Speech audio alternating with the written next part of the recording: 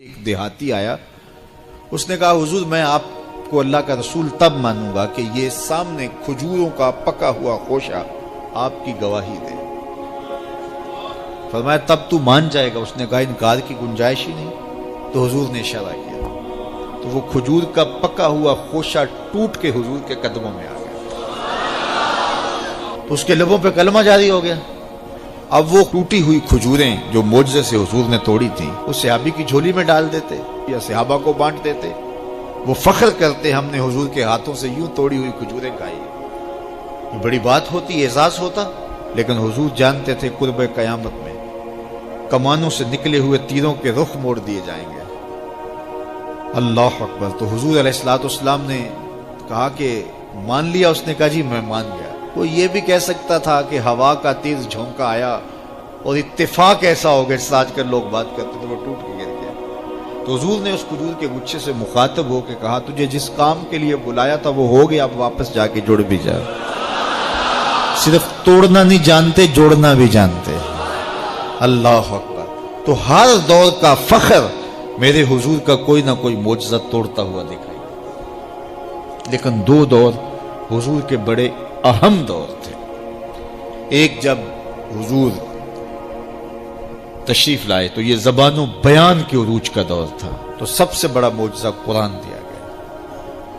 اور دوسرا میرے حضور کا اہم ترین دور قرب قیامت کا ہے، اور قرب قیامت میں انسانی عروج کی کہانیاں سننے میں آنی تھی، اور سائنس کا ارتقاء ہونا تھا، اور لوگوں نے اپالو 11 کے ذریعے چاند پر جانے کی بات کرنی تھی۔ اللہ کے محبوب کو دوسرا بڑا معجزہ معراج دیا گیا کہ سائنسدان الٹی چھلانگیں بھی لگاتے رہیں، میرے محبوب کے وہاں قدم پہنچیں گے جہاں کسی کا خیال بھی نہیں پہنچ سکتا، جہاں کسی کا تصور بھی نہیں پہنچ سکتا، وہاں میرے حضور کے قدم پہنچے۔ باقی رہی بات چاند پہ جانے کی، تو لوگ چاند پہ جا کے فخر کرتے ہیں، میرے حضور تو چاند کو قدموں میں بلا کر بھی فخر نہیں کرتے۔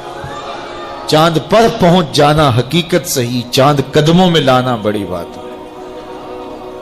اور دوسری بات، لوگ چاند پہ گئے تو انسانیت کے لیے کیا لائے؟ وہ کہتے تھوڑی سی مٹی اٹھا لائے تھے، یہ چاند کی مٹی ہے۔ تو زمین پہ مٹی پہلے تھوڑی تھی کہ اور آگے خاک ڈال دی چاند کی؟ آج چاند پہ گئے بھی تو انسانیت کے لیے کیا لائے؟ اور حضور گئے تو امت کی بخشش کا مجدہ جاں فضا لے کے آئے۔ حضور گئے تو بندگی کا شعور امت کے لیے لائے، اور لوگوں کو بتایا کہ اس کی حضور بندگی کرو، پیشانی سجدے میں رکھو گے، الصلاۃ معراج المومنین، تمہارا نماز کے لیے جھک جانا تمہارا معراج کہلائے گا، تمہارا عروج اور بانک پن کہلائے گا۔ تو ہر دور کا کوئی نہ کوئی بانک پن ہوتا ہے۔ تو قرب قیامت میں سائنسی ارتقاء کی کہانیاں ہم نے دیکھنی تھی، لوگوں نے چاند پہ جانے کی باتیں کرنی تھی، مریخ کے سفر کی تیاریاں ہونی تھی۔ تو اللہ تعالیٰ نے اپنے محبوب کو دوسرا بڑا معجزہ معراج دیا کہ سائنسدان الٹی چھلانگیں بھی لگائے، لیکن وہاں ان کا تخیل بھی نہیں پہنچ سکتا جہاں محمد عربی کے قدم پہنچ گئے۔ کوئی حد ہے ان کے عروج کی، بلغ العلاب کمال، وہ ان بلندیوں تک پہنچے جہاں کسی کا تصور بھی نہیں جا سکتا۔ ڈٹھے ورق قرآن دے پول سارے، تیری شان جیا نہیں کوئی ہور ڈٹھا، تیری شان دا کرے مقابلہ جڑا انہوں عاشقاں اصلی چور ڈٹھا۔ کوئی نور آکھے کوئی بشر آکھے، پیندا رات دنے ایہو شور ڈٹھا، اللہ والیاں گل مکا دیتی تساں ہور ڈٹھا اساں ہور ڈٹھا۔ تم نے حلیمہ کی بکریوں کے پیچھے پیچھے دیکھا ہے، سدرہ پر جبریل کے آگے آگے نہیں دیکھا۔ وہ ان رفتوں تک پہنچے، ان بلندیوں تک پہنچے جہاں کسی کا تصور بھی نہیں جا سکتا۔ کوئی فلک تے رہ یار گیا، کوئی جا سدرہ تے ہار گیا، ایک کالیاں زلفاں والا سی جڑا عرش تو بھی لنگ پار گیا۔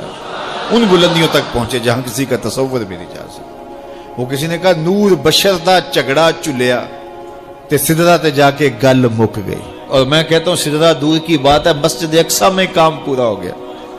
نور بھی پیچھے کھڑے ہیں، بشر بھی پیچھے کھڑے ہیں، حضور